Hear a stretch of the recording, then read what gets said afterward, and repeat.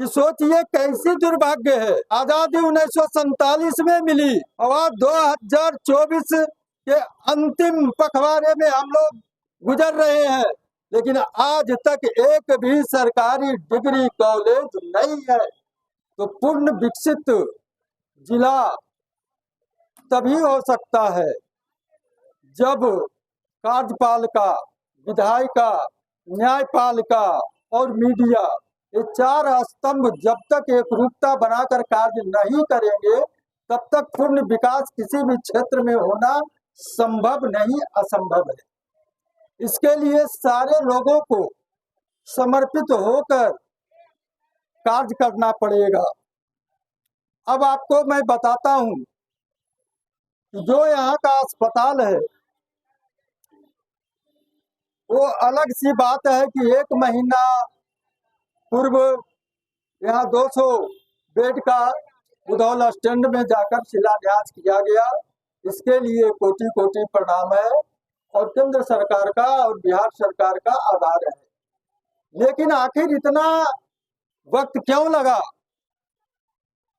ये मगध प्रमंडल का गया के बाद सबसे पुराना जिला नवादा हमारा है, लेकिन इस जिले का आज तक एक अच्छा सा अस्पताल नहीं मिल सका। इसका आखिर क्या कारण है? इसका मैं बस एक ही कारण मानता हूं कि हमारे प्रतिनिधि और हमारे जिला के लोग शिक्षित के नाम पर वह अपना बुद्धि और चेतना का प्रयास और प्रयोग कभी नहीं किए। न ही हम उसके लिए तत्पर हुए, न ही प्रतिनिधि हमारे लिए तत्पर हुए। और इसके लिए जितना दोषी प्रतिनिधि थे उतना दोषी हम जनता और आवाम भी थे।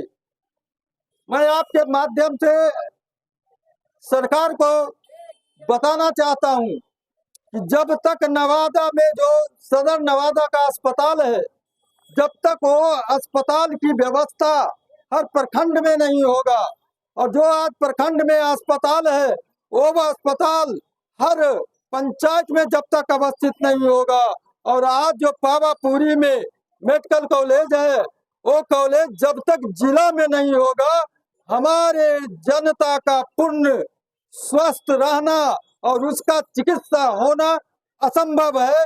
इसलिए कि हमारी जनता मजदूरी और खेती पर आश्रित है, जो पूर्णतः गरीब और पूर्णतः साक्षर नहीं है। दूसरी बात, जहां तक शिक्षा की बात है, मैं अपने विधानसभा को देखना चाहता हूं और बताना चाहता हूं कि सोचिए कैसी दुर्भाग्य है।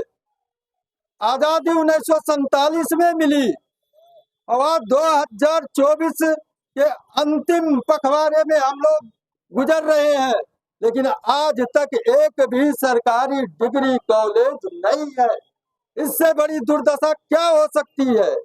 ऐसे कई क्षेत्र में एक दयनीय स्थिति और दीनता देखने की को आपको मिलेगा। सोचिए, जिस व्यक्ति को, जिस किसान और मजदूर को नवादा आने के लिए 100 रुपया भाड़े का जुगाड़ अपने मजदूरी से करना हो, बताइए आज उच्च शिक्षा उस किसान मजदूर के बच्चे को कैसे पा सकते हैं नवादा शहर में आकर और हर महीने 10,000 रुपया खर्च करके। तीसरी बात है, जो सबसे मूल्य है, आज इतनी दुर्दशा हो गई है कि हम वोट करते हैं तो जाति और धर्म पर, मंदिर और मस्जिद पर वोट करते हैं। आज जो ये अधूरा नवादा की बात है, अधूरे देश की बात है, जब तक हम अपने नेतृत्व की गुणवत्ता को नहीं समझेंगे, उनकी गुणवत्ता देखकर हम अपना मत नहीं डालेंगे, तब तक हमारा आपका दोहन होता रहेगा। इसे परमपिता परमेश्वर भी न आपको बचाएगा न हमको पूर्ण कर सकता है। अब रह गई आज की बुनियादी बातों का, और आज के दिन में विकास की स्थिति क्या है। तो पहले हमारे जदयू के एक पुराने लीडर थे, माननीय ज्योति पासवान जी, मेरे गार्जियन समतुल्य है। उन्होंने बहुत अच्छी बात बताई कि जिस विद्यालय में ताला लग चुका था, जिस विद्यालय का छत उजड़ चुका था, जिस विद्यालय को बंद करके चरवाहा विद्यालय खोल दिया गया था, आज उसमें फिर से माँ सरस्वती की दीपक जो है प्रज्वलित हुआ है और आज गांव में रहकर खास करके बच्चियां जो चूल्हा जलाती थी वह आज शिक्षा का अलख जगा रही है। ये सबसे बड़ा प्रमाण है कि 15 सालों में जो हुआ जो दुर्दशा, उस दुर्दशा को ठीक करते हुए हमारे माननीय मुख्यमंत्री नीतीश कुमार जी और माननीय प्रधानमंत्री श्री नरेंद्र मोदी जी के सामंजस्य से और विवेक से उन्होंने आज नवादा में अच्छे अच्छे विद्यालय का निर्माण किया है, अच्छे अच्छे शिक्षण संस्थान का निर्माण किया है। हर वक्त कड़ाई से उन्हें अपनी नीति को लागू करने के लिए कई स्तर पर उनकी निगरानी होती है।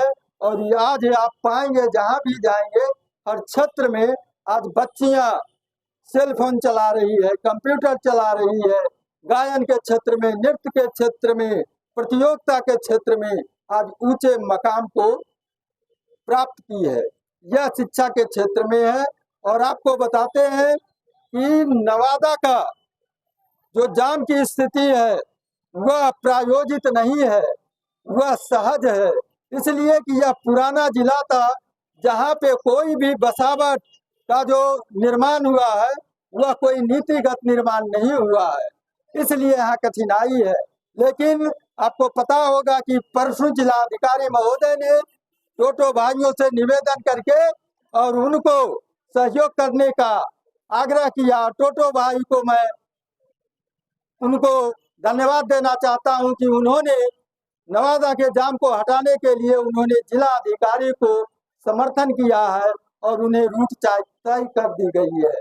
तीसरी और अंत में मैं यही कहना चाहता हूं कि हर क्षेत्र में जब विकास की बात आप कीजिएगा तो आपको भी ईमानदार होकर कार्यपालिका, विधायिका, न्यायपालिका को समर्थन करना पड़ेगा, तभी पूर्ण विकास संभव है।